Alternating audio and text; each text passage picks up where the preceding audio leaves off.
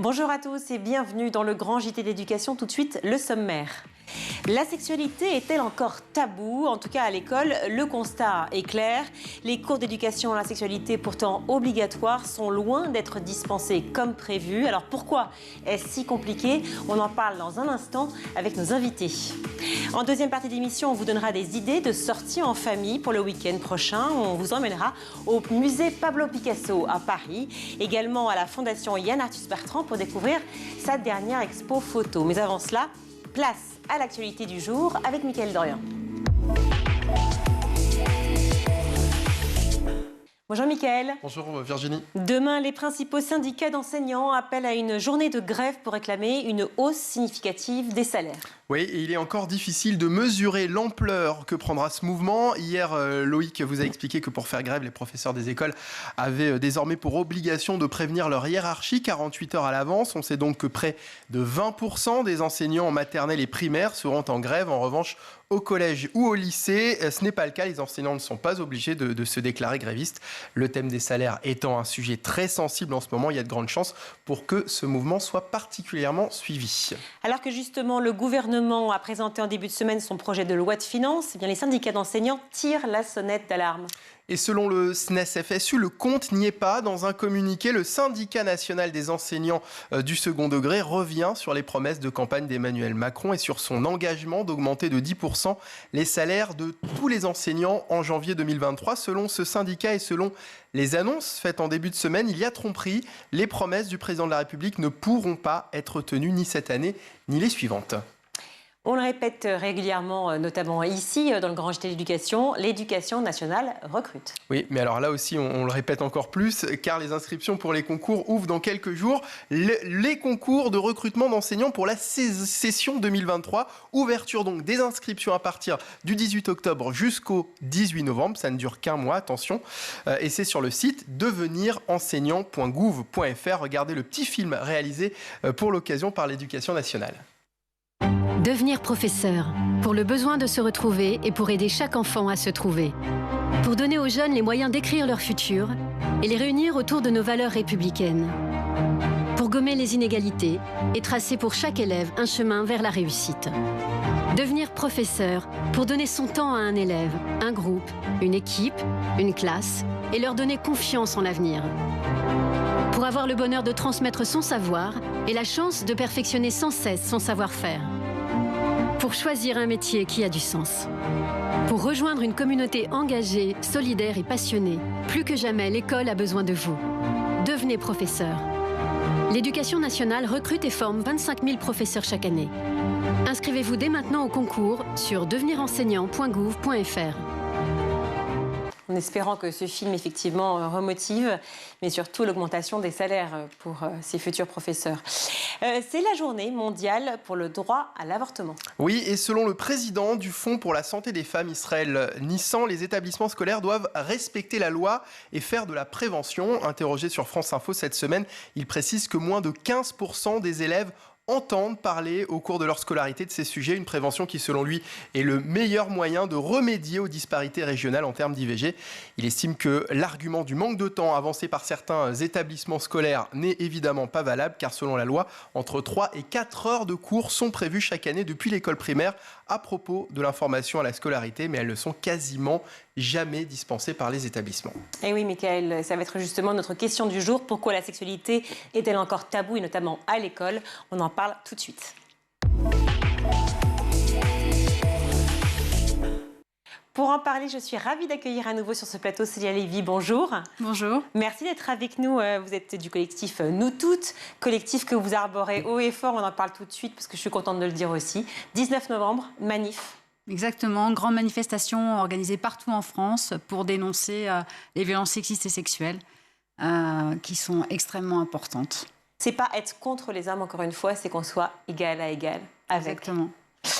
Merci beaucoup. Karine Lefebvre, merci d'être avec nous. Karine Lefebvre-Quenel, réalisatrice d'un documentaire qui s'appelle Option Éducation Sexuelle. Oui, alors je ne suis pas la réalisatrice. Ah pardon, dites-moi. Je suis autrice. Ah, vous êtes autrice. Voilà. Pas exactement la même chose, Oui. pour ceux qui nous regardent tout à fait. Mais je suis réalisatrice par ailleurs le plus souvent. Alors, le sujet de l'éducation à la sexualité à l'école est bien sûr réapparu dans le débat il y a quelques jours, mais enfin, il est présent depuis fort longtemps. Mi-septembre, Pape Ndiaye déclarait qu'il fallait parler d'éducation à la sexualité à l'école, qu'il s'agissait d'une obligation qui était légale. Légale, ça veut dire donc loi. Célia Lévy, c'est déjà ce que vous dénonciez dans votre enquête chez Nous Toutes en février dernier. Les cours d'éducation à la sexualité, donc du CP à la terminale, eh bien, pourtant prévus dans la loi, ne sont pas du tout une réalité à l'école.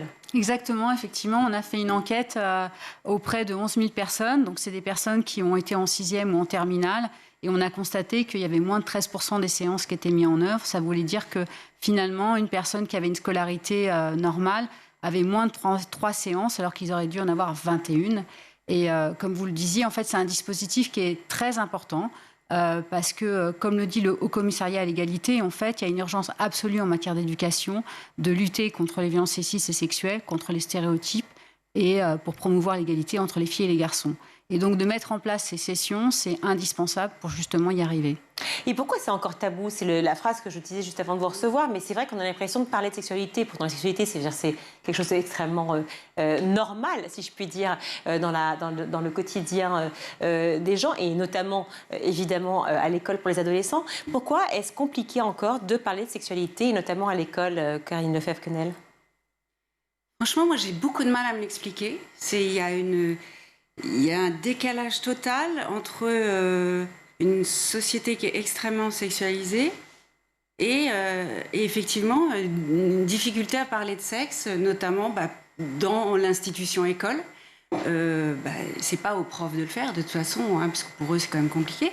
Je pense qu'il y a des personnes qui savent le faire et il faut encourager ces actions-là. Alors il faut chercher pourquoi est-ce qu'elles n'ont pas lieu, comme vous disiez, pourquoi est-ce que ça n'a pas lieu, où sont les freins, est-ce que c'est les directeurs d'établissement, est-ce que c'est des problèmes financiers, est-ce que voilà, il y a quelque chose qui ne fonctionne pas dans la machine là. Quand je dis tabou, on parle aussi de vocabulaire. Le ministère indique vouloir travailler à, je cite entre guillemets, construire de nouveaux outils pour les enseignants. C'est quoi ces nouveaux outils? On a l'impression vraiment qu'il s'agit d'un terme comme ça, voilà, les outils, pour parler de sexe, comme si les vrais mots ne pouvaient pas être employés. Ça veut dire quoi, Cécilia Lévy? Surtout, c'est qu'en fait, moi, ce qui m'étonne, c'est qu'il y a eu tout un travail qui a été fait, notamment sur l'abécédaire de l'égalité. Donc, il y a énormément d'outils qui existent. Après, c'est sûr que ce n'est pas forcément aux enseignants de faire ce type de formation. Il y a la possibilité de faire intervenir des associations qui sont spécialisées. Maintenant, encore faut-il qu'il y ait une vraie volonté politique de mettre en place les choses avec des moyens financiers, ce qui n'est absolument pas le cas. C'est-à-dire que jusqu'à présent, on entend surtout des intentions, surtout de la communication, mais pas de faits et d'actions concrètes sur le sujet. Alors, pourtant, le ministre l'a évoqué lui-même. Il dit qu'en fait, c'est une nécessité et c'est même légal, c'est dans la loi de le faire. Oui, bien sûr, effectivement, il a dit que c'était une nécessité, mais simplement, c'est que ce n'est pas fait. Et voilà. Il n'est pas le premier à dire que c'est une nécessité. De toute façon, ça a été dit et redit. C'est une absolue évidence. Et pourtant, ça coince. D'autant plus dans une société où les réseaux sociaux sont présents partout. Je reparle encore une fois, pour nous, certes, mais qui ne sommes plus à l'école, mais encore plus au collège et au lycée. Je veux dire que les élèves, les enfants sont constamment sur leur portable quand ils en ont, ou quand ce n'est pas le portable, c'est celui du voisin ou du copain. Et si ce n'est pas ça, c'est à la maison, sur l'ordinateur ou même à la télévision. Donc le sexe est aussi partout. Alors, de temps en temps, avec de belles images probablement, et dans la plupart des cas, c'est quand même une vision assez tronquée de la réalité. Pourquoi se dire c'est partout, c'est présent partout, tout le monde le sait, personne ne répondra non à cette question, et pour autant, à l'école, il y a un tabou. Et je parle des écoles publiques, c'est-à-dire qui ne sont pas religieuses aussi, parce qu'ils pourraient savoir cet aspect-là. Moi, je crois qu'il n'y a pas qu'un tabou. Encore une fois, je pense qu'il n'y a pas de volonté politique, il n'y a pas de moyens qui sont mis en œuvre. Ce qu'on constate en fait malheureusement, c'est qu'à l'école c'est vraiment le lieu où notamment les jeunes filles subissent le plus de violences en fait, que ce soit des agressions sexuelles, que ce soit du harcèlement ou même des viols, et qu'il y a une culture du viol qui est très importante, qui est relayée par la pornographie, qui est relayée par les jeux vidéo. On a par exemple des études qui montrent qu'il y a un garçon sur 3 qui considère qu'un non ça veut dire un oui, qu'un rapport non consenti ce n'est pas un viol, que finalement d'avoir un rapport où la personne est humiliée, est insultée, ça peut procurer du plaisir chez sa partenaire. Donc il y a tout un tas comme ça de stéréotypes qui existent et sur lesquels en fait on ne lutte absolument pas. Et encore une fois, je pense que effectivement la sexualité ça touche à l'intimité, c'est pas forcément quelque chose qui est facilement abordable quand on est prof de français, quand on est prof de mathématiques, pardon. Il faut être formé. Normalement, il y a des référents égalité qui devraient être mis en place depuis 2018. Et là encore, on a fait une enquête et il n'y a même pas un référent égalité présent sur tous les lycées qui attendent des formations pour être formés, pour faire ces séances. Donc voilà, c'est de parler de sexualité, de parler de consentement, parler de cyberharcèlement, ça s'apprend. Surtout quand on sait, par exemple, qu'effectivement, que c'est des choses qui ne vont pas être abordées de façon naturelle par les élèves parce que encore une fois, ça touche à leur intimité. Si je reprends d'autres données qui sont vraiment tragiques et dramatiques, on sait que 2 à 3 enfants par classe sont victimes d'inceste. Donc du coup, ce n'est pas un sujet qu'on peut aborder comme ça. D'inceste au sein des familles ? Au sein des familles. Donc inceste, ça veut dire que c'est ou votre père, votre frère ou un oncle. Donc c'est quelqu'un qui est extrêmement proche. En tout, c'est 1 personne sur 10 qui a eu un inceste, qui a subi un inceste. Donc ça veut dire que quand vous êtes dans une classe, vous avez en face de vous des personnes qui sont susceptibles d'avoir un inceste. Comment effectivement on aborde la partie du consentement, comment on aborde la partie de la sexualité par rapport à toutes ces agressions sur lesquelles en fait les jeunes ne savent pas forcément que c'est une agression, ne savent pas forcément que c'est un viol. Donc du coup ça nécessite un savoir-faire que moi je considère que les enseignants n'ont pas, ce qui est normal, ils sont pas formés. Normal en fait. On peut pas leur demander d'être formés à des choses qu'ils ne savent pas et donc du coup aborder un sujet qui est aussi délicat, c'est normal qu'ils ne le fassent pas. Et puis encore une fois, ça veut dire faire finalement des choix en disant si on fait des séances d'éducation à la vie sexuelle, on renonce par exemple à 1 heure de mathématiques ou à autre chose. Du coup, s'il n'y a pas en fait quelque chose qui est décidé au niveau plus haut, de dire qu'est-ce qu'on priorise, comment on organise les cours, ça ne se fera pas. Donc voilà. Pour autant, le ministère donc, a décidé, c'est légal, ce qui veut dire que les établissements devraient prévoir, effectivement, dans l'emploi du temps des élèves, 1 heure spécifique, enfin en tout cas 3, c'est ça, je crois que c'est 3 cours. Voilà, 3 cours par an, effectivement, d'éducation à la sexualité. Et la sexualité, encore une fois aussi, c'est l'appréhension du corps, c'est tout ce qui va avec. C'est aussi parler d'amour, c'est aussi parler de la vision qu'on a de soi-même. C'est des choses essentielles. Je disais, Karine Lefebvre-Quenel, vous avez donc écrit un film, un documentaire sur la question. Vous avez filmé 13 adolescents volontaires. Ils avaient quel âge exactement ? À peu près ? Ils étaient en seconde. En seconde. Donc en seconde, on a 15 et 16 ans. Dans un lycée des Yvelines, c'est ça, près de Paris, qui se sont Alors réunis. moi, je les ai pas filmés, juste pour être précis. Quand je dis je suis auteur, en fait, c'est un petit peu particulier ce film documentaire, puisqu'en fait, d'habitude, je vais et puis je filme une certaine réalité que je recherche et que je vais trouver. Et bon, j'ai cherché des séances qui soient bien, qui soient intéressantes, etc. J'avais un mal fou à en trouver. Et ça rejoint ce qu'on disait tout à l'heure. C'est-à-dire que comme elles n'ont pratiquement jamais lieu, c'est très compliqué d'en trouver, ou on en trouve des pas très bonnes, ou des très cathos, ou des... Voilà, donc j'avais un mal fou. Compliqué aussi à avoir l'accord des parents et des élèves d'être filmés, j'imagine, là-dessus, non ? Non, pas tant. C'est pas... Le problème, il n'est pas là. Non, le problème, il était de trouver des séances qui soient mises en place et qui soient bien, et aussi quelque chose d'un peu copieux. C'est-à-dire, si c'est 2 heures... ce qu'on trouve, 2 heures, on ne va pas faire un film comme ça. Donc moi je me suis dit, ok, il faut fabriquer de toutes pièces un parcours d'éducation sexuelle qui va durer 10 heures. On va l'importer dans un lycée, on va proposer ça à des jeunes et on va avoir comme ça un film où on va avoir une vraie évolution, des prises de conscience, des vraies discussions entre tous ces jeunes, etc. Il va vraiment se passer un truc très fort. Et c'est ce qui s'est passé. Donc ça, après le film, c'est un outil qui peut être diffusé, qui peut être regardé dans les foyers. Il était fait pour ça. Et donc, c'était une démarche un peu singulière en documentaire. Comment s'appelle ce documentaire ?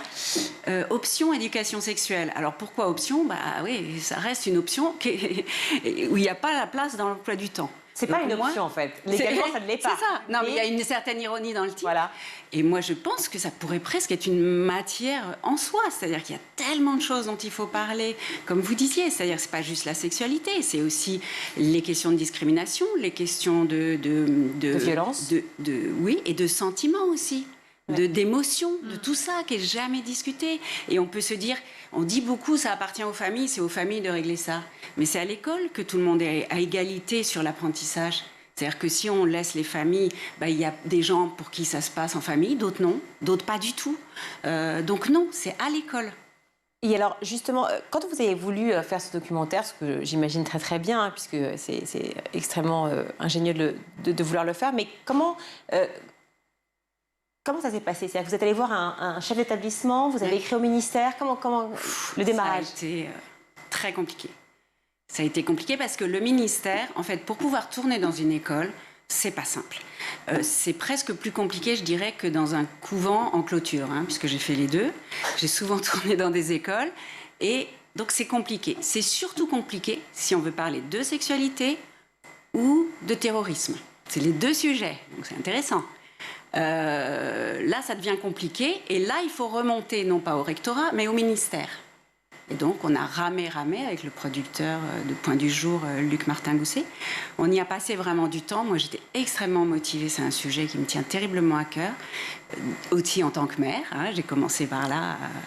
Bon, et donc, on a ramé. On a fini par avoir l'accord du ministère.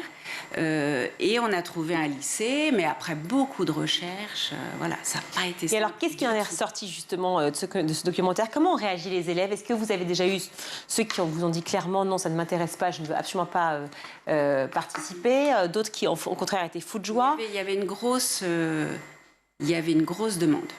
Il y avait vraiment beaucoup de jeunes qui voulaient le faire, puisqu'il y a eu un appel qui a été fait dans les classes, et il y a beaucoup de jeunes qui voulaient le faire.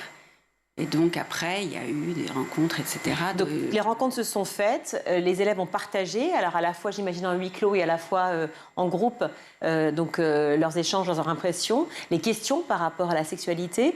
Et est-ce que vous avez eu cette impression, et je l'espère évidemment, que le documentaire a fait bouger les lignes? C'est-à-dire qu'en fait, le fait de se retrouver, pouvoir partager... Énorme. Ouais, ça a été vraiment quelque chose d'important dans la vie de ces jeunes.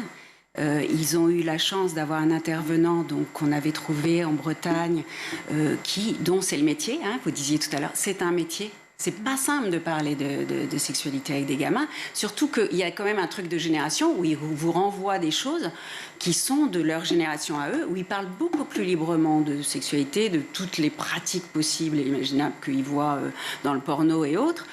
Et les adultes, donc la génération au-dessus, voire encore au-dessus, ils ne sont pas du tout à l'aise avec ça. C'est-à-dire, ils n'en parlent pas aussi facilement. C'est bizarre parce que cette théorie-là, en fait, j'y crois à moitié. Ouais. J'en ai parlé avec d'autres générations, un peu plus âgées que la mienne.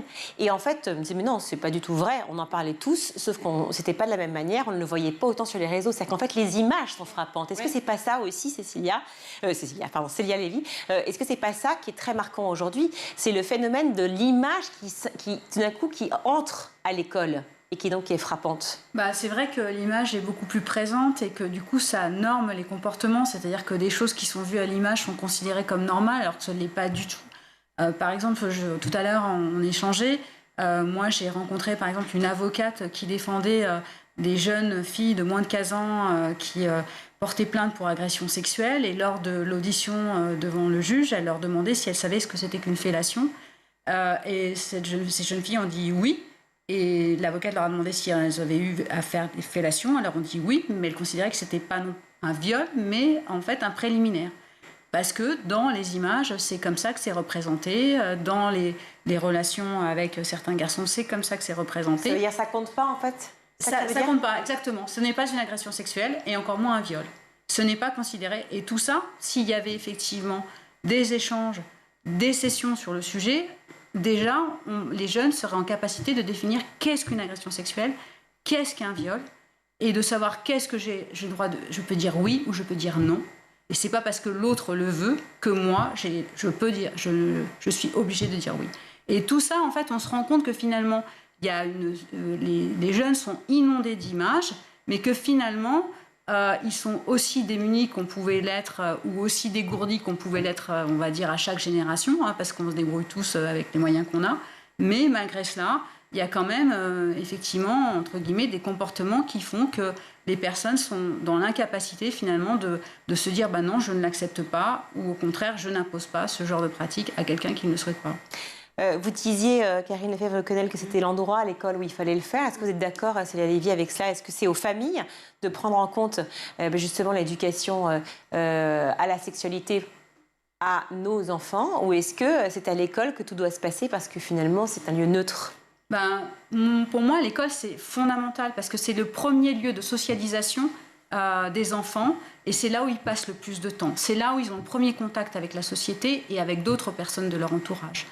Bien sûr, la famille, c'est essentiel, mais c'est aussi finalement un lieu de liberté, enfin, c'est comme ça que je conçois l'école, où on peut découvrir d'autres choses que ce qu'on apprend chez nous. Et donc, c'est une manière aussi d'aborder des sujets qui ne sont pas abordés chez soi, et de façon beaucoup plus libre, à mon avis, où ça devrait être beaucoup plus libre. Donc, c'est indispensable. Surtout, en plus, l'école, c'est la norme. C'est-à-dire que c'est là où on apprend finalement, entre guillemets, qu'est-ce qu'on doit savoir, le fait d'être un citoyen, d'avoir un esprit critique, d'avoir des connaissances qui nous permettent effectivement de comprendre le monde dans lequel on est entouré et pour pouvoir le changer. Donc du coup, parler de sexualité, mais c'est pas seulement ça, parce qu'il n'y a pas que la sexualité, il y a l'estime de soi, il y a le respect de l'autre, il y a le consentement. Le consentement, c'est très important, puisque en fait, on peut considérer que le consentement, c'est s'il n'y a pas violence, il n'y a pas consentement. C'est pas vrai. Il n'y a pas eu de problème de consentement. Exactement, c'est pas vrai. Parce que justement, le consentement, c'est pas le fait qu'il n'y ait pas de violence. Il peut y avoir une absence totale de consentement sans aucune violence. Simplement parce que la personne est surprise, traumatisée et ne va pas réagir. Sidérée. Alors qu'en fait... Sous emprise. Exactement. Voilà, il y a plein tout ça. Donc, choses. pouvoir en discuter à l'école de qu'est-ce que toi tu veux et quels sont tes désirs et quels sont les désirs de l'autre et de pouvoir, entre guillemets, les échanger, c'est extrêmement important. Et ça se fait à tous les âges. Ça peut se faire dès la maternelle où si j'ai pas envie de te donner la main, je ne te donne pas la main. Si je n'ai pas envie de te faire un bisou, je ne te fais pas un bisou. Parce que tout est à l'avenant. Voilà. Donc la meilleure façon de parler de consentement à l'école, en dehors effectivement de ce que vous dites, c'est-à-dire des mots plus des images, peut-être des sujets qui expliquent ça, c'est quoi en fait? Comment on peut parler de consentement à part leur dire, écoutez, il faut dire oui, oui ça veut dire oui et non ça veut dire non. Comment on parle réellement? Je pense qu'effectivement, c'est bien de travailler avec des personnes qui sont spécialistes du sujet, qui ont l'habitude de travailler avec des adolescents ou avec des enfants. Mais le consentement, c'est finalement prendre en compte le point de vue de l'autre. C'est-à-dire que moi, je peux avoir énormément de désir pour toi, considérer que je t'aime, etc. Et je vais faire des gestes alors que la personne en face n'en a absolument pas envie. Donc moi, de mon point de vue, je peux considérer que je suis gentille, je suis prévenante, que je suis attentive, parce que j'aime cette personne. Si on est dans le cadre, par exemple, amoureux, je suis désolée, ça peut être un peu ridicule. Mais en tout cas, du point de vue de l'autre, c'est pas le cas. Et donc, c'est ça aussi le consentement, c'est de prendre en compte finalement le point de vue de l'autre et considérer que son désir n'est pas en fait une fin absolue et qu'on est deux dans une relation. C'est aussi demander à l'autre finalement, est-ce que tu as envie? Est-ce que je peux t'embrasser? Est-ce que tu es toujours d'accord pour que je t'embrasse? Est-ce que tu es d'accord pour qu'on passe la nuit ensemble? Est-ce que tu es d'accord, etc., etc. C'est le cœur du sujet, le consentement, en fait, réellement, par rapport... C'est les prémices des violences. C'est aussi... C'est les prémices et c'est aussi on le retrouve à tout bout de champ, le consentement. C'est-à-dire, c'est avant, c'est pendant, c'est après, dans le sens, est-ce qu'on recommencera? Enfin, c'est tout le temps. C'est une question qui se pose tout le temps. Mais j'ai envie de dire, dans ces séances, l'idée, c'est aussi de se dire...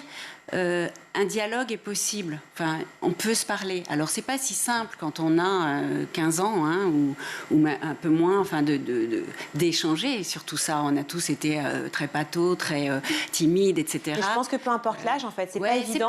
C'est pas pour personne. N'empêche que si on arrive comme ça, notamment via les séances en classe, à dédramatiser un peu, à se dire tiens, on peut en parler, comment on fait, par quoi ça passe, etc. Déjà, ça aide. C'est-à-dire qu'il y a un dialogue possible, une communication possible, etc. Et dans les séances, ce qu'on voit, notamment dans le film, c'est que pour pas bloquer les gamins, il y a des outils, justement, il y a des jeux, il y a des choses qui ont été pensées vachement bien pour que la parole émerge, pour que elle circule entre pairs, P-A-I-R-S, sans que forcément l'intervenant soit très présent.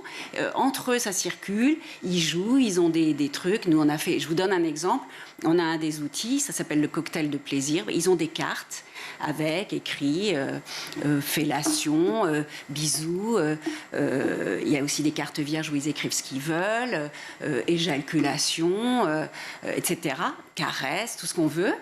Et ils sont là entre eux et ils décident dans quel ordre ils vont les mettre. Donc ils font des petits groupes et puis ils les mettent. Ah ben non, toi tu le mets avant, moi je le mets après, etc. Donc ils ne sont pas en train de raconter leur vie là. Ils ne sont pas en train de se dévoiler. Ils sont juste en train de réfléchir à tout ça. Tiens, comment ça marche? Et c'est hyper intéressant. Ce qu'on retrouve, c'est des scripts très scriptés justement du porno. Et là, il faut les déconstruire. Il faut se dire, attends, est-ce que tu es obligé de finir par une éjaculation faciale? Alors, tu as envie de ça?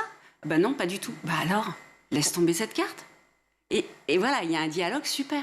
Alors le porno, hein, c'est pas nouveau, hein, ça existe depuis extrêmement longtemps. Les films porno. Ouvert le... Non, mais clairement, c'est pas du tout nouveau, que ça existe, bon, très bien. Le seul problème, c'est que le porno est invité maintenant, donc sur les téléphones de ces fameux enfants qui voient et qui ont accès à ça, parce qu'on essaye, soi-disant, de mettre un interdit moins de 18 ans, mais qui ne marche absolument pas, et on le sait malheureusement. Donc ça veut dire que cette image aussi erronée de la sexualité est partout. Est-ce que c'est aussi l'occasion pour ces fameux collégiens et lycéens de pouvoir mettre d'autres images de ce qu'est la sexualité? Parce qu'ils partent déjà, j'allais dire, pas perdants, mais en tout cas avec une image qui est faussée, avec une image des femmes et des hommes qui est faussée, une image du sexe qui est faussée, une image des sentiments qui est faussée, des émotions qui sont faussées, tout est faussé.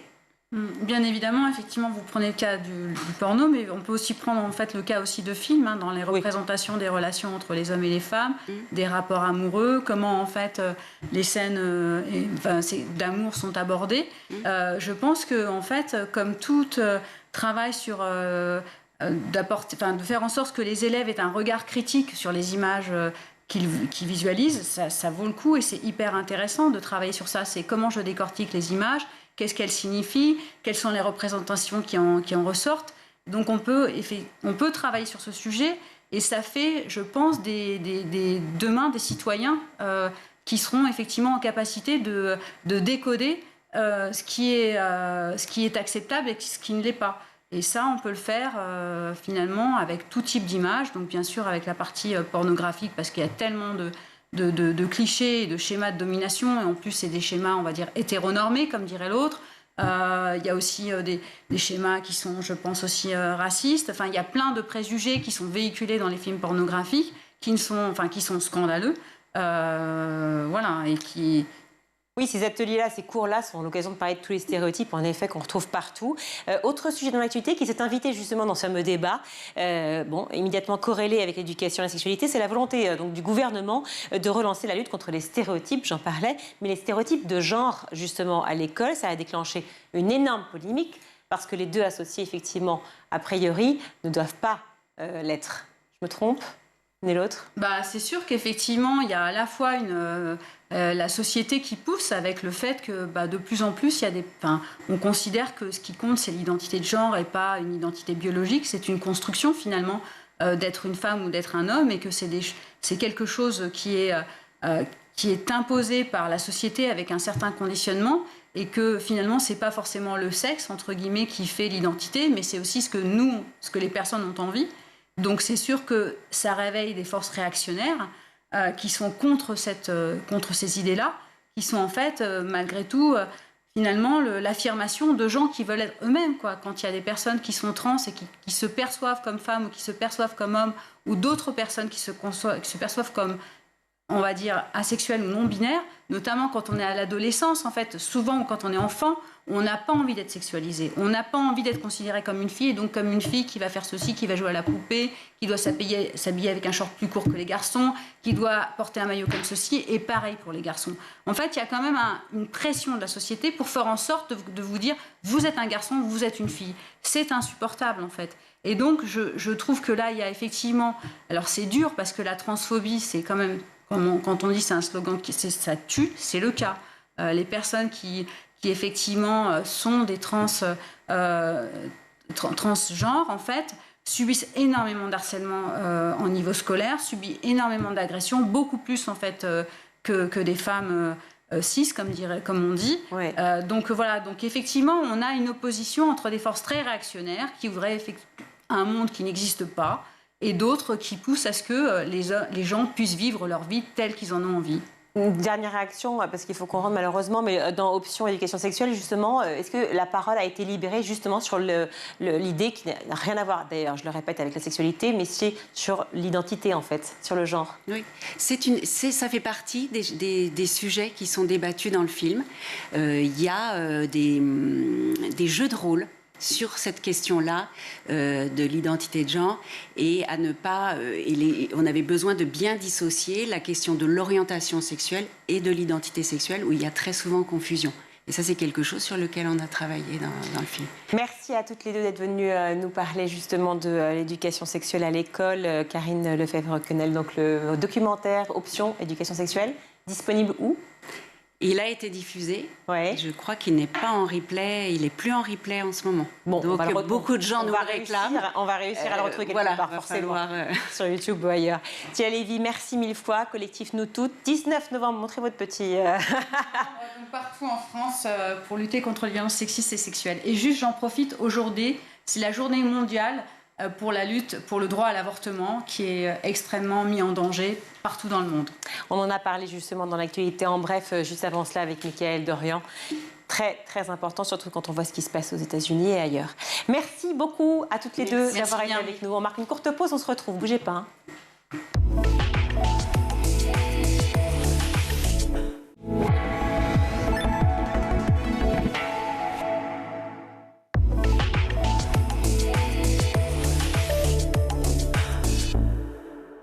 De retour dans le Grand JT, je reçois tout de suite en plateau Alexandre Terroat. Bonjour. Bonjour. Merci d'être avec nous. Vous êtes chef du département de la médiation du musée Picasso à Paris. Le 8 et 9 octobre, sa fille Maya Ruiz Picasso, si je ne me trompe pas, est à l'honneur. À cette occasion, vous proposez un tas d'activités à faire en famille. Alors on va parler justement de ce fameux musée Picasso qu'on adore, qui est absolument fabuleux. Il faut que vous alliez le voir si vous ne le connaissez pas. Et surtout cette expo consacrée justement à la fille de Picasso. Ils étaient extrêmement liés l'un et l'autre, et beaucoup de tableaux en fait. Tout à fait. Ils ont été très proches et vraiment l'arrivée de Maya dans la vie de Picasso en 1935 a marqué Picasso, sa carrière a aussi été un moment de renouveau de son inspiration et on le voit notamment dans les séries de portraits peints par Picasso de sa fille. Il existe 14 portraits peints, ce qui est assez exceptionnel chez Picasso. Et dans l'exposition, on en montre 12, ce qui est hallucinant. Dans une salle, une impression visuelle fantastique, avec des couleurs, un traitement. Et on voit dans ces peintures vraiment tout l'amour que le père a pour sa fille. Et juste cette salle en elle-même est une merveille et une chance qu'on ne reverra pas, je pense, de sitôt dans un musée. Et oui. Au monde. Et donc voilà, on a cette très belle exposition avec ces peintures et aussi beaucoup de dessins de Picasso, de sa fille, des dessins plus du quotidien qu'il a pu croquer sur des carnets, sur des petits papiers qui montrent qu'il a toujours cette pratique quotidienne avec sa fille et qu'elle est une vraie source d'inspiration dans son œuvre. Alors, c'est effectivement de nombreux tableaux qui sont présentés. Vous disiez 14, c'est ça, tableau, je crois. Entre 35 et 44, si j'ai bien lu sur toutes les infos de bio en question. Pourquoi, finalement, ça s'est arrêté en 44 ? Enfin, pourquoi le Pablo Picasso a calmé, si je dirais, son envie de peindre ou de dessiner sa fille ? Après, il y a une distance qui s'est créée de fait avec sa fille. À la fin de la guerre et après la guerre, Picasso déménage dans le sud de la France, vit avec François Gillot, a de nouveaux enfants, donc il conserve un lien avec sa fille qu'il voit l'été. Maya participe au tournage du Mystère Picasso, mais le lien devient un peu plus distant ou moins fréquent aussi pour ce changement dans la vie personnelle de Picasso. Mais en revanche, on voit que les thématiques fortes de l'enfance et de l'éducation sont très présentes dans son œuvre. Tout à fait, c'est quelque chose qu'il a peut-être marqué tout au long de sa carrière, à la fois ce goût pour la représentation de l'enfance. Il a peint son fils Paul, ses enfants Claude et Paloma, et il s'est toujours intéressé aussi au dessin, aux productions des enfants. Et d'ailleurs, dans l'exposition, ce qui est intéressant, c'est que non seulement on montre que Maya est un sujet, une source d'inspiration pour Picasso, mais on montre aussi et on expose toutes les créations qu'ils ont pu faire à deux. Et ces allers-retours, elle corrige ou note les dessins de Picasso sur un carnet. Il y a des petits jeux de cadavres exquis à deux. Donc il y a une vraie aussi complicité et un goût de Picasso pour les créations d'enfants. Ça a été compliqué de rassembler toutes ces œuvres dédiées à sa fille pour cette exposition ? Alors c'est toujours compliqué de monter une exposition avec plus de 200 pièces, à la fois des tableaux très importants et beaucoup de pièces d'archives. On a eu la chance de travailler avec Diana Ruiz Picasso, la fille de Maya, qui est co-commissaire de l'exposition, et une partie des objets et des œuvres viennent de la collection de Maya. Et il y a toute une partie de ce qui est exposé dans les salles qui viennent vraiment de... Une partie qui est restée encore dans la famille. De la famille, ouais. Complètement de la famille, et des objets qui ne sont pas des œuvres d'art, mais qui sont vraiment des objets, des souvenirs familiaux. Donc on termine l'exposition, j'ai pas envie de tout vous raconter, sinon vous n'allez pas venir, mais on termine par une salle qui est assez incroyable aussi, qui est consacrée au memorabilia, donc à tous les souvenirs reliques que Picasso pouvait conserver, envoyer à ses proches, et qui donne une image très intime de Picasso et qui soulève peut-être un aspect moins connu du personnage, un Picasso vraiment superstitieux, puisqu'il conservait ses ongles qu'il envoyait à Marie-Thérèse. Il ne voulait pas que ses habits soient jetés à la poubelle de peur qu'on jette des sorts, soit en récupérant ses habits, soit en récupérant ses mèches de cheveux. Donc il y a tout ce côté superstitieux qu'on montre, qu'on expose aussi et qu'on découvre dans la dernière salle de l'exposition, et qui est assez passionnante. On en parle peu de Picasso, en fait, superstitieux, ce côté un peu mystique. Exactement, mais en fait, ça permet d'avoir une nouvelle lecture de son œuvre, puisqu'il a un rapport peut-être aux objets et au monde d'une certaine manière assez mystique. Il voit dans des objets ou dans des peintures, dans des œuvres d'art aussi des éléments mystiques ou supranaturels. C'est aussi peut-être de cette manière qu'il a appréhendé des œuvres extra-européennes. Alors, je le disais, en fait, vous proposez un week-end particulier pour les familles, justement, avec des activités, est-ce qu'on peut appeler ça comme ça, à faire en famille avec les enfants. Lesquelles vous proposez ? Alors, on a beaucoup d'activités. On a une vingtaine d'activités qui sont proposées pendant le week-end, le samedi et le dimanche. Le 8 et le 9 octobre. Hein. Exactement. Ouais. Le 8 et le 9 octobre, avec à la fois des visites, mais des visites souvent un peu particulières. Au musée Picasso, on aime bien que nos visiteurs soient pleinement actifs dans la visite. Et par exemple, pour une visite qui s'appelle « À la rescousse », on est parti d'un petit scénario où le guide a complètement mélangé ses fiches, perdu sa trame de visite, et c'est aux visiteurs, aux enfants et à leurs parents d'aider le guide avec plein d'indices et en les incitant à regarder les œuvres. Donc ils doivent aider le guide à retrouver le fil de sa visite pour découvrir les deux expositions. Donc l'exposition qu'on a déjà évoquée, Maya, fille de Pablo, et aussi une autre exposition autour de Maya qui s'appelle Nouveaux chefs-d'œuvre, où on présente 9 chefs-d'œuvre que Maya a donnés en dation à l'État, et qui viennent enrichir les collections du musée. On a ces deux propositions autour de Maya. Et puis alors, j'ai vu aussi une sorte d'atelier philo. Je me suis trompée ou pas ? C'est-à-dire que toutes les questions qu'on peut se poser effectivement face à des œuvres d'art, et bien là, l'intelligence, c'est que justement, on va pouvoir en parler, évoquer ces fameuses questions. Exactement. Qu'est-ce que le beau ? Qu'est-ce qu'une œuvre d'art ? Toutes ces questions qui sont au cœur vraiment de la démarche d'un artiste, on essaie de les aborder de manière simple, ouverte, avec un professeur de philo qui devient médiateur, guide, à la fois dans les salles du musée, devant les œuvres de Picasso, et ensuite, dans un second temps, dans un atelier, vraiment pour un temps de discussion et d'échange autour de ce qu'on a pu voir dans les salles. Pour les enfants ou pour... Alors, c'est une activité qu'on propose pour les familles pendant ce week-end-là. Et en règle générale, on propose pour les enfants. Pour les enfants. Enfin, je pense que les grandes questions de philosophie intéressent tout le monde, c'est la manière de répondre. Voilà. Il n'y a pas d'âge pour philosopher. Voilà, on a plein de thématiques de visites. On a aussi, en dehors des visites, plusieurs ateliers et formats d'ateliers différents, parce qu'on pense qu'il est extrêmement intéressant d'expérimenter pour comprendre la démarche de Picasso. Donc c'est vraiment faire pour comprendre. Donc ça veut dire quoi faire ? On propose des feuilles à des enfants, ils dessinent, qu'est-ce qu'on va faire ? On a plein de choses. Voilà, on n'a malheureusement pas 3 heures ensemble, mais en quelques mots. En quelques mots, On propose par exemple, pour un atelier qui s'appelle Briquet de Broc, d'expérimenter le principe de l'assemblage.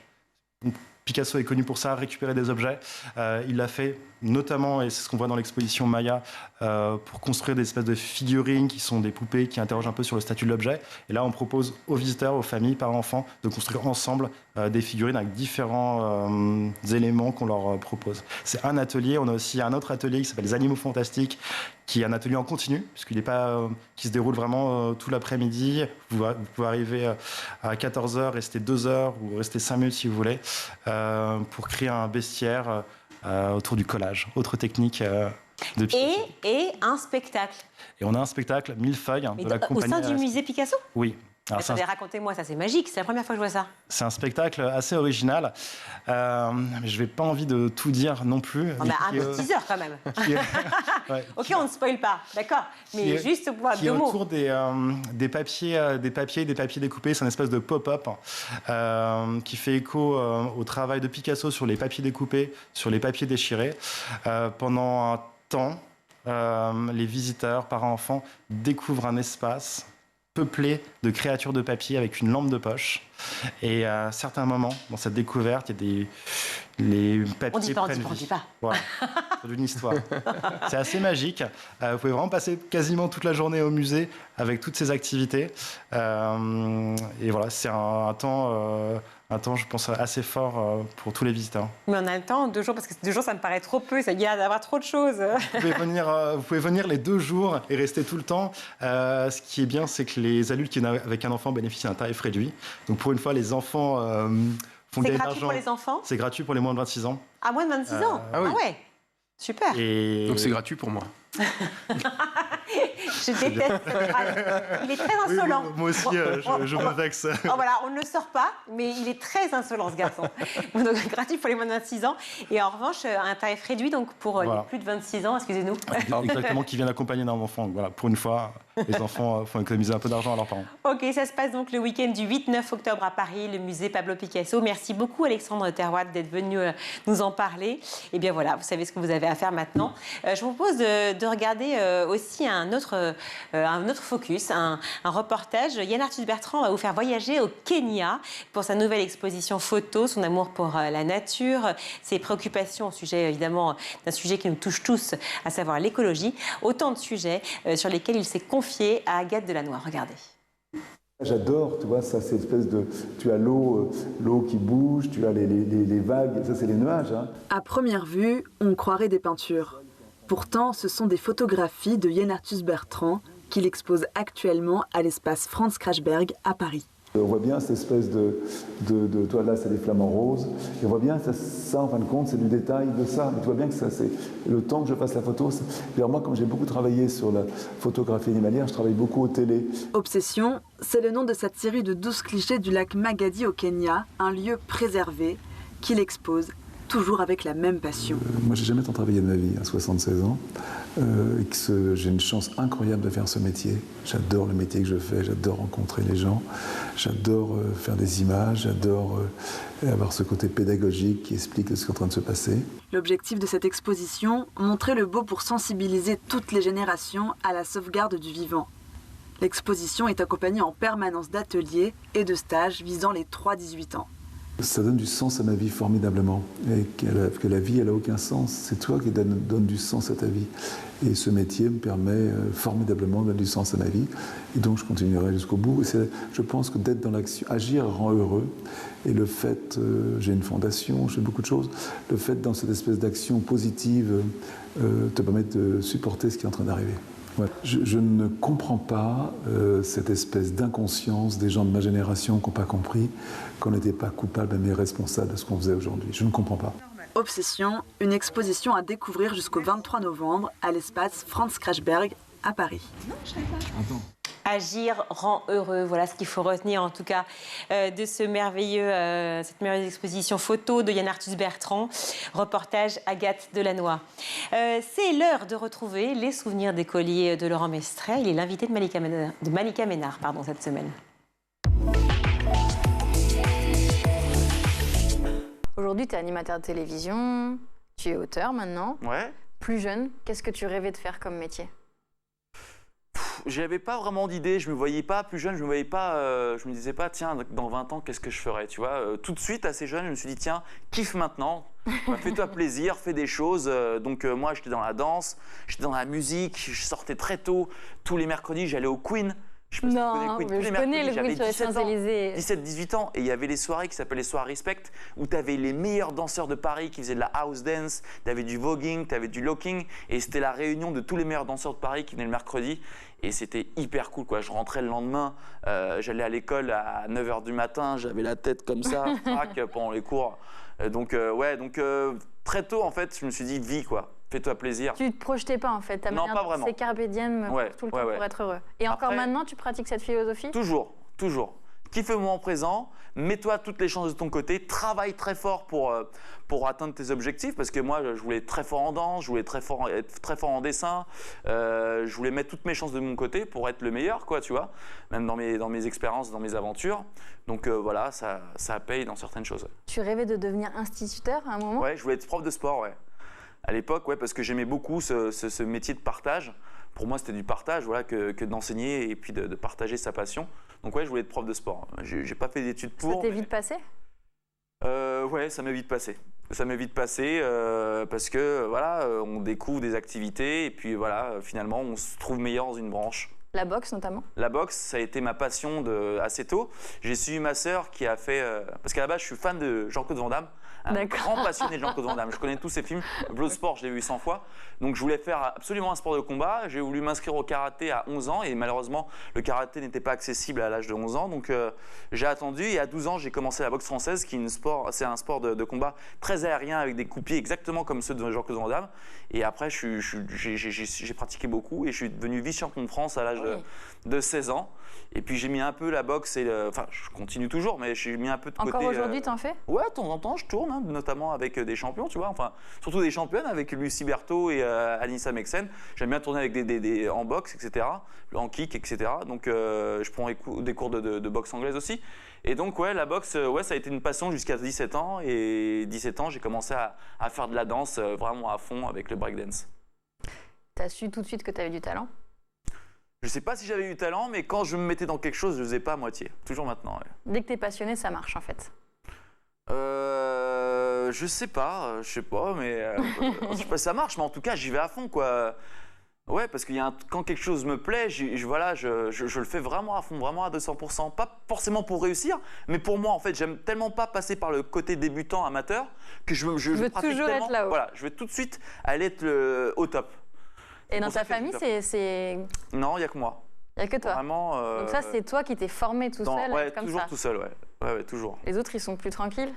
Il n'y a que moi qui danse dans ma famille, il n'y a que moi du sport, ils pratiquent, mais il n'y a jamais eu de compétiteur dans la famille. Mais c'était toujours, après, on n'a pas tous eu la même enfance, mais moi, c'était, voilà, c'est comme... Tu te mets un peu de pression quand même. Comment? Tu te mets un peu de pression à vouloir être tout de suite au top. Non, je ne mets pas de pression, mais je kiffais tellement ça. Je prenais tellement de plaisir là où j'étais, et puis voilà, je préférais aller au sport et faire de la danse plutôt que de chercher des clients pour vendre du toshi, tu vois. Oui, t'as toujours été... T'as dit j'ai fait des petites bêtises, mais pas dans la légalité. On est obligé de faire des bêtises à un moment ou un autre. À un moment donné, je pense que toutes les expériences nous permettent de grandir. Et oui, j'ai fait des bêtises, forcément. J'ai déjà été au tribunal, mais bon, ça va pour des petits trucs, quoi. Voilà, conduite, sans permis, enfin, des petites conneries, voilà, comme ça. C'est déjà la fin de ce numéro. On se retrouve demain, toujours en compagnie de Laurent Mestré, pour la suite de Souvenirs d'écolier. À demain. Merci Malika et à demain. Allez, c'est l'heure du Zap et c'est le meilleur de School TV. Une école verte au milieu d'une cité en Seine-Saint-Denis dans votre film, en fait, on est autour d'un enjeu hyper sérieux. Parce que l'école verte, elle existe dans la vraie vie. Vous y êtes intéressé à ça? Beaucoup, surtout pendant l'épidémie. En fait, au début, elle ne sortait pas. L'épidémie est passée par là. On était encore en train d'écrire. On s'est dit il faut qu'elle soit bien plus radicale. Donc, on s'est un peu penché sur le. Elle sortait pas, c'est-à-dire, elle faisait beaucoup de choses dans l'école. Ah, d'accord, on jardinait dans la classe. Dans les premières versions du scénario, c'était ça. Elle était vraiment, effectivement, c'était une sorte de huis clos, vraiment. C'était vraiment la ferme dans sa propre classe et tout. Mais c'est vrai qu'après. Et là, vous avez dit, il y a le parc de la Courneuve qui est juste à côté. disais, qui est immense. Exactement. Après la pandémie, il y avait des mouvements comme ça qui ont été popularisés, notamment un mouvement porté par Christelle Ferjou dans le Poitou, qui a fait un bouquin Emmener les enfants dehors. Et du coup, c'est vrai que nous, ça nous a aidé à la radicaliser. Et effectivement, c'est vrai que même s'il n'y a pas de coin de verdure à proximité d'école, même si on est dans le 93, c'est très urbanisé, on a toujours un grand parc à proximité. Donc voilà, on a fait sortir Marion avec sa classe de l'école. Parce que c'est pas seulement, c'est-à-dire que les pays nordiques vont plus loin que le jardinage. C'est pas seulement planter des carottes et des fleurs, c'est la liberté. On a dans cette émission, montré des exemples d'écoles dans la forêt notamment. C'est fondateur, mais l'école dans la forêt, c'est-à-dire que c'est aussi avoir un périmètre de liberté à l'intérieur duquel on évolue, on réfléchit, on se pose, on est seul avec les autres. Donc c'est une vraie philosophie, c'est pas seulement l'action. Vous nous avez quand même fourgué un peu de pédagogie en douce, parce que c'est vraiment pas un film didactique, loin s'en faut, c'est une comédie. Non, vous voulez pas parler de ça, c'est pas que une comédie, on ne fait pas que rire, on réfléchit. Mais n'empêche, quand vous montrez comment les enfants apprennent à compter, apprennent à lire, elle leur apprend vraiment des choses, quoi. On voulait pas que les gens se disent, pour ceux qui ne connaissent pas, c'est seulement aller se promener dans les champs et de rien apprendre. C'est une véritable pédagogie. Certains établissements publics tentent de le pratiquer ou arrivent à le pratiquer, parce que des fois c'est un peu compliqué de le faire accepter par la hiérarchie. Et c'est apprendre les mêmes choses en fait, mais de façon très différente. La hiérarchie, elle est incarnée ici par Olivier Broche, ex-comédien de La Troupe des Chiens. Il joue le rôle de l'inspecteur Veule et totalement épuisé. Un peu lâche. Vous vous êtes un peu vengé peut-être? Non, j'avais un inspecteur formidable. C'est pas vrai. Mais ce qui caractérise quand même beaucoup d'inspecteurs et la hiérarchie quand même, c'est ne pas faire de vagues. C'est ça. Et ça a ses limites.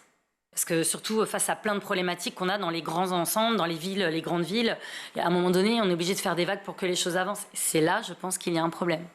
Il y a un petit message dans le film aussi autour de la défense de la planète qui semble préoccuper énormément les bobos parisiens qui vont arriver, nettement moins les habitants du quartier, parce que ce n'est pas leur problème premier, c'est manger à la fin du mois. C'est en effet la décennie où tout a changé pour l'image même de l'économie numérique. C'est un écosystème qui est devenu attractif pour les talents qui voudraient y bâtir une carrière. Alors effectivement, comme le disait Maya, il y a une effervescence et aussi on peut constater que les pouvoirs publics se sont emparés du sujet. Donc effectivement, il y a France Digital, il y a le phénomène start-up, il y a le phénomène French Tech et finalement c'est l'ensemble de l'écosystème, de la start-up jusqu'au grand groupe en passant par les TPE, PME et ETI qui se sont mobilisés aussi pour se faire connaître et notamment se faire connaître puisqu'on avait un déficit d'attractivité vis-à-vis des jeunes et des moins jeunes et comme on va certainement revenir sur ce sujet-là, mais il y a la thématique des talents, du recrutement et donc plus globalement de l'attractivité qui reste quand même en suspens. Donc depuis 10 ans sur le sujet éducation-formation, il y a eu quand même des fortes avancées en termes de parcours dès le plus jeune âge, puisqu'on sait que maintenant, dans le cadre de la réforme du baccalauréat, on a notamment l'enseignement de spécialité NSI, numérique et sciences informatiques, on a SNT qui est obligatoire pour tous les secondes générales, et on peut aussi se féliciter qu'il y ait maintenant un CAPES et une agrégation d'informatique. Donc maintenant l'informatique est une vraie discipline au sens de l'éducation nationale. Après, on peut regretter qu'on ait mis, qu'on ait attendu 2022 pour avoir cette agrégation. Mais en tous les cas, c'était aussi un effort global de l'écosystème pour obtenir finalement ce parcours dès le plus jeune âge dans le numérique. Deuxième point qui est important aussi sur les 10 dernières années, c'est l'alternance. Le fait que l'alternance dans le numérique, c'est devenu quelque chose de commun, de connu, de reconnu, ce qui n'était évidemment pas le cas. Donc on vient de loin, on a grossi, on a grandi sur ce sujet-là. Et maintenant, notre branche est le deuxième pourvoyeur de contrats en alternance et on peut quand même tous collectivement se féliciter de ce sujet. L'un des axes de votre association, c'est de montrer que, ok, tu as ton rêve, tu peux éventuellement, bien sûr, devenir joueur pro, mais si tu n'y arrives pas, il y a bien d'autres métiers dans cet univers, dans ce secteur, à commencer par le centre de formation. Je suis tout à fait. Jusqu'à l'heure d'aujourd'hui, on entend toujours cette phrase, c'est pas tout le monde qui est professionnel, c'est pas tout le monde qui va devenir professionnel, mais on s'arrête sur cette phrase. Donc moi, en fonction de mon passé, oui, c'est vrai que tout le monde ne va pas être pro, mais moi, à travers le dispositif Level Up, on peut garantir qu'on peut créer, on peut se professionnaliser autour du sport. Ça, c'est une garantie, qu'on soit fort ou pas au niveau du foot. Parce qu'il y a énormément de métiers qui gravitent autour, tels que des métiers supérieurs, avocat en droit du sport, les filières médicales comme kiné. D'accord. Et après, en fonction de la passion, on peut s'orienter auprès de clubs professionnels ou de fédérations. Et là-dessus, vous avez l'impression que ces visites, notamment dans le centre de formation, tu en parlais à Mathilde, du Paris FC, justement, ça a un impact, on le voit dans les yeux, dans le regard, effectivement, de tous ces jeunes? Exactement, parce qu'il y avait des joueurs, il y avait des collégiens, d'autres qui étaient licenciés en club, et voilà, qui adhèrent, qui sont sur ce projet de devenir footballeur. Il y avait des filles qui étaient passionnées du sport, mais qui voulaient découvrir des corps de métier autour. Et l'idée aussi, ce qui était bien avec Jean-Marc Nobilo, que je remercie, qui est le directeur du centre de formation du Paris FC, qui était au Havre avant, que j'ai connu. Toujours la connexion havraise, tu sais. On peut dire ça comme ça. Qui m'a ouvert ses portes, qui m'a encouragé dans cette démarche. Et derrière, il nous a présenté un joueur de foot qui est Yohan Coré, qui aujourd'hui est passé pro cette année. Mais à l'époque où il est venu se présenter pour parler un peu de son cursus, il a un cursus atypique et il a donné de bons conseils. Et c'est ce que j'attendais de cette sortie. Et aussi, il y a des jeunes, beaucoup de jeunes veulent être pros, mais il y en a très peu qui vont même visiter un centre de formation. Ils savent pas comment ça va se passer. Ils savent pas ce qui les attend, en fait. Ils savent pas ce qui les attend. Et ils le découvrent effectivement peut-être à leur défaut, au tout dernier moment. Effectivement, ils n'ont pas forcément le temps d'appréhender toutes ces thématiques. Et vous allez nous parler d'une des actrices principales de la Cour des Miracles, et on ne pouvait pas passer à côté d'elle dans cette heure de la récré, Anaïd Rosam. Mais oui, actrice formidable que l'on a découvert sur Instagram en 2019. Je ne sais pas d'ailleurs si vous l'avez découvert sur Instagram. En réalité, c'est la fille de la productrice qui nous en a parlé pour la première fois. Voilà, parce que moi, je n'étais pas du tout sur les réseaux sociaux et j'ai créé un compte sur Insta pour suivre Anaïd Rosam spécialement. Moi aussi. D'accord. Nous... C'est bien, elle a quel âge, la fille de la productrice? C'est de la même génération, je crois. C'est la vingtaine. C'est ça, voilà. C'est les jeunes. Okay. Nous, en tout cas, on l'a découvert sur les réseaux et franchement, coup de foudre. Instagram, donc c'est le réseau sur lequel elle poste ses vidéos de courtes scénettes où elle campe tantôt une parisienne totalement imbuvable, tantôt une fleuriste totalement perchée. Mais nous, le personnage qu'on préfère, c'est Corinne, cette maman poule un peu trop protectrice. On regarde. Tu veux que je te la passe? Elle est en pleine révision du bac, donc je vais peut-être me faire engueuler. Attends. Lola, ma chérie, D'accord, excuse-moi. Ça sent le cannabis, là. Attends, Soso, je te rappelle, ok? Ça sent très fort, hein. Ça doit être les odeurs de la voisine du dessus. Quelle conne! Allez, travaille bien, ma chérie. Tu veux des gâteaux? Voilà, maman poule qui décide de ne pas voir.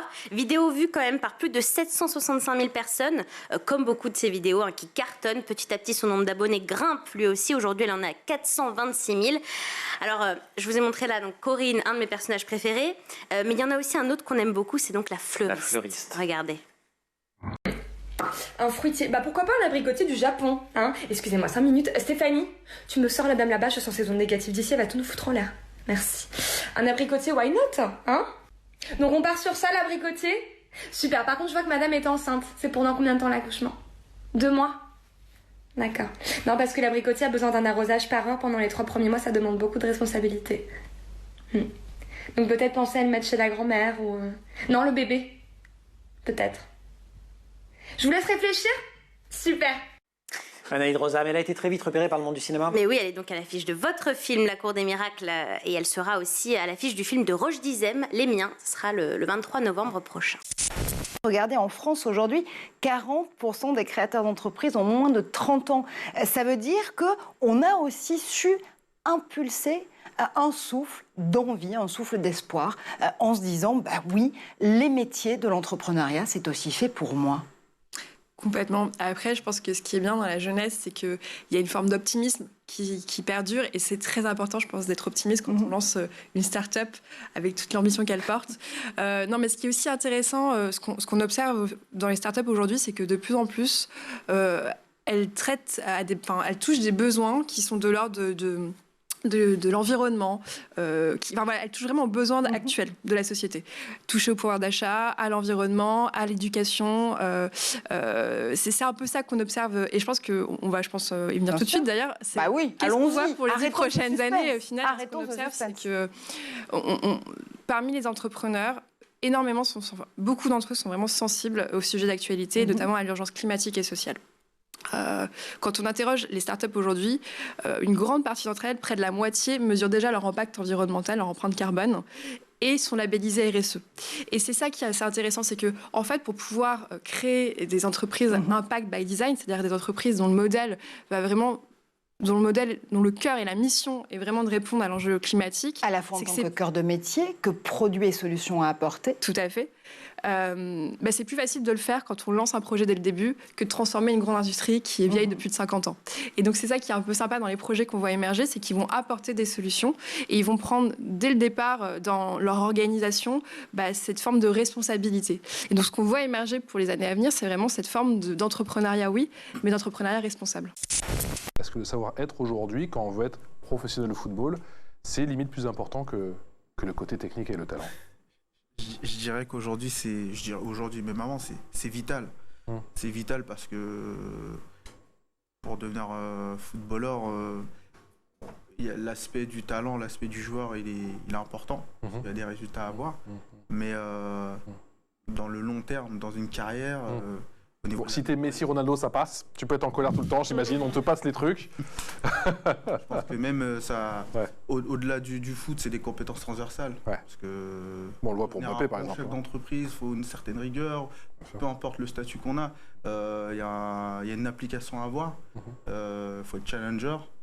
Et le foot donne vraiment ces panels-là parce que faut s'adapter. Parce qu'on a tu as des coéquipiers qui partent, qui ne sont pas gardés et autres. Donc, tu as ton projet que tu partages en amont avec tes amis. Le foot, ça reste quand même... Il y a des adversaires. Donc, non, il y a vraiment... pour être professionnel, il y a vraiment beaucoup d'ingrédients à avoir. Et c'est pas inné. Je pense qu'il faut s'inspirer de certaines personnes. Il faut aller à la recherche. Il faut avoir envie de devenir un grand joueur. Et puis... Voilà. Et être prêt à faire les sacrifices, effectivement, et s'y tenir. Mika, c'est la fin de l'émission. Oui. C'est passé vite. C'est vrai. Comme à chaque fois, avec vous. Ça passe toujours. Sauf à un moment, quand vous m'avez expliqué que vous étiez gratuit pour vous, pour les moins de 26 ans. Oui. Voilà. C'est le seul moment où, j'ai eu envie de vous jeter du plateau. Mais pour vous aussi, c'est gratuit pour les moins de 26 ans. C'est sûr. À la réalisation aujourd'hui, Xavier Sanchez, au son, Héloïse Merlin, au make-up, c'est Morgane Brunet. À la rédaction, Emma Guessel et Agathe Delannoy. Et puis, on va dire un merci aussi à toutes les équipes de l'ombre, à Roxane Sarfati, Cécilia Brio, Déborah Rimbaud et Benjamin Saillard. Merci à vous tous d'être là. À demain. À demain, oui.